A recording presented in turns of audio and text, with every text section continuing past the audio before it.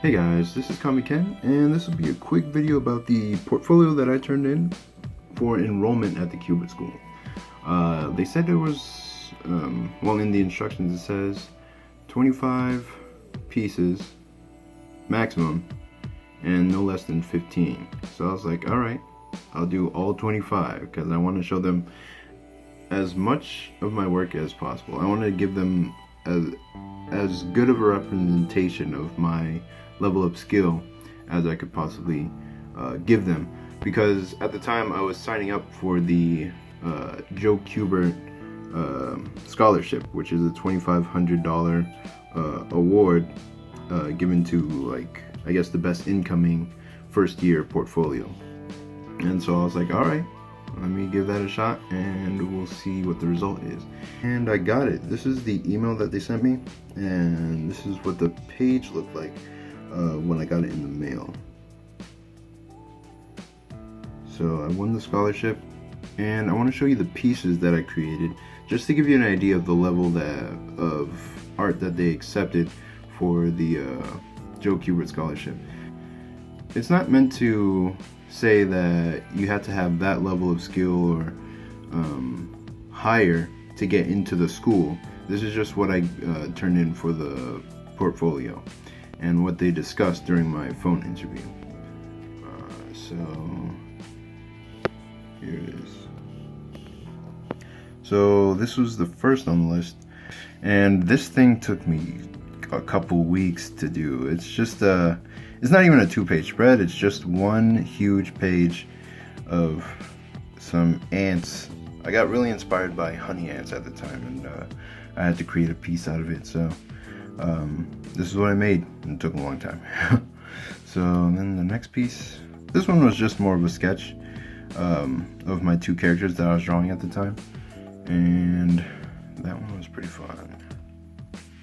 And that one was probably my second full colored digital art rendering of my two characters.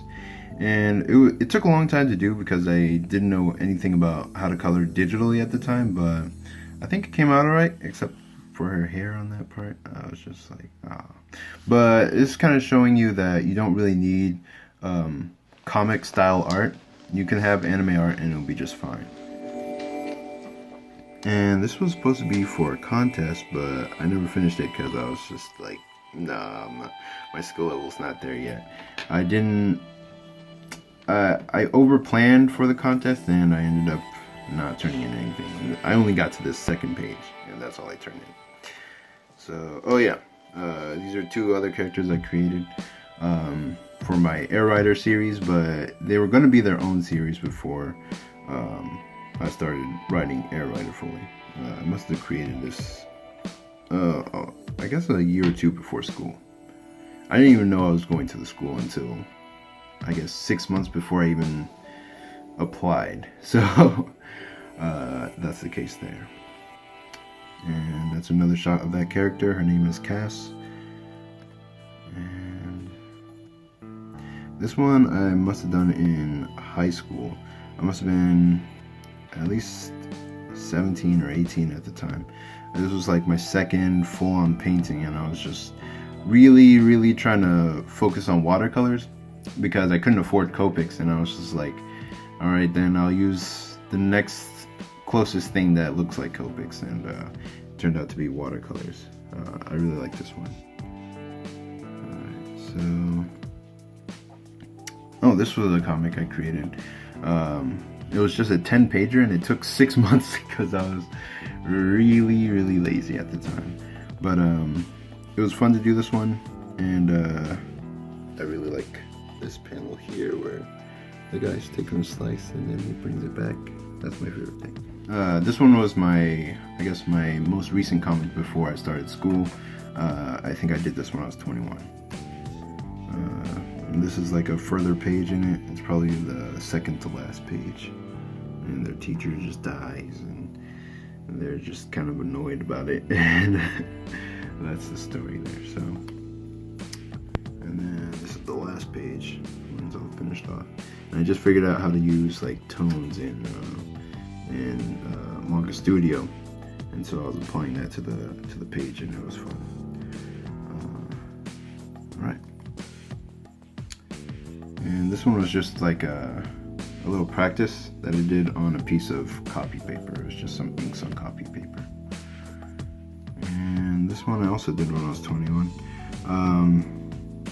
This was, I guess, it was in the middle of doing that 10-pager that I kind of got bored and started doing this thing because I had a really nice idea for it, and I was like, well, I should try that out. And I think it turned out alright. But I could use more consistent rendering on my forms there. Alright. And this is just a sketch of my character Marley. Yeah, it was in a corner of a piece of copy paper, and that's why it's cut off from that part. Oh, and this one I did when I was 19. This thing took a long time. I think the inks are on the other side. This one was like done in a burst of inspiration, like I was just carried by inspiration just to do this whole thing. She looks like a giant compared to her, I think. And I don't know. It took just a few days to do the inks, but then the colors took like a couple weeks, and I just had almost no idea how to use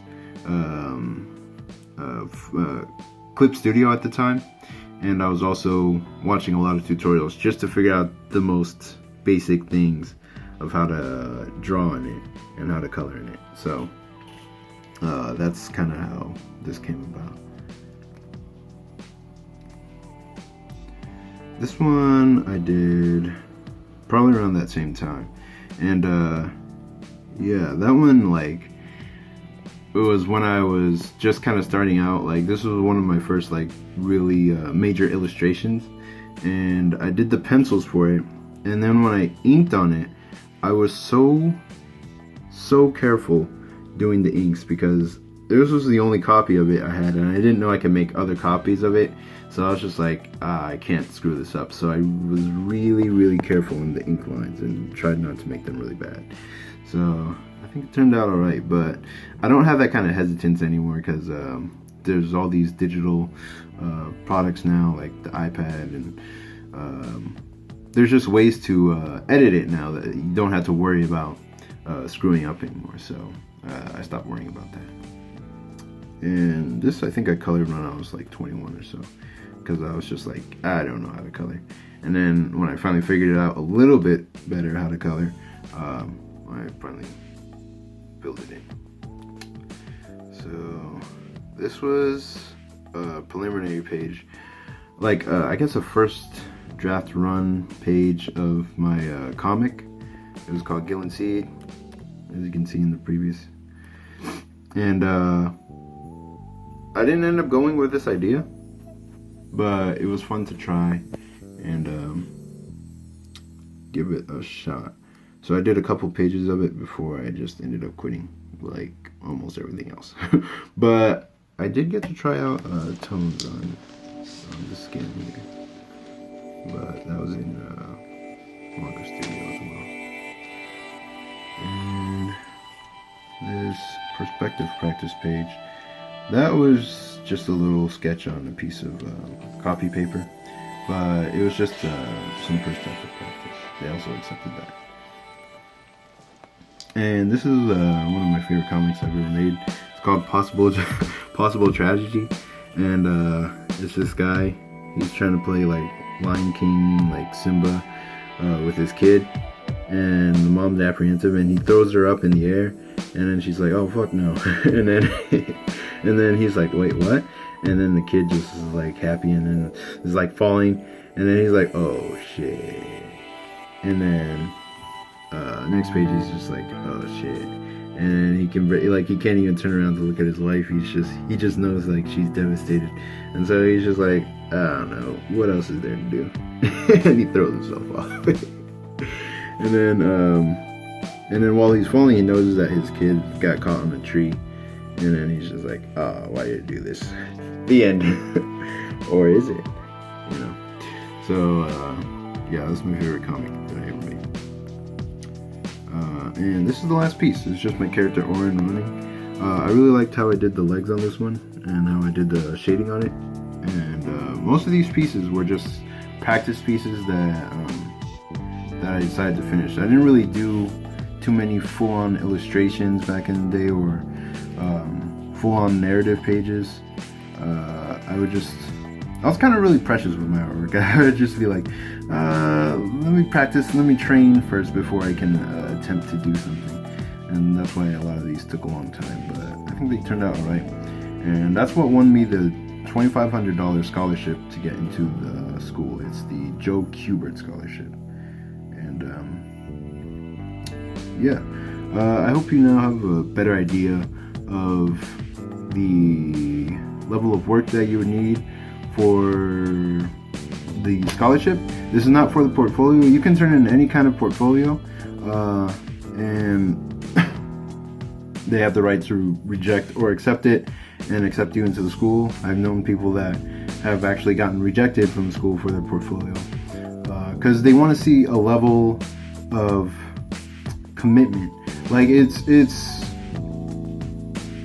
it's a way to tell how committed you are to drawing and drawing well, and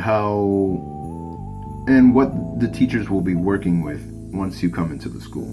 So if you have a good enough portfolio, then you'll get in, and if you have a really decent portfolio, you'll be able to get one of the merit-based scholarships that the Kubert School offers for first-year students. So best of luck with your submissions, and you have a great day. This has been Comic Ken, and I'm signing out.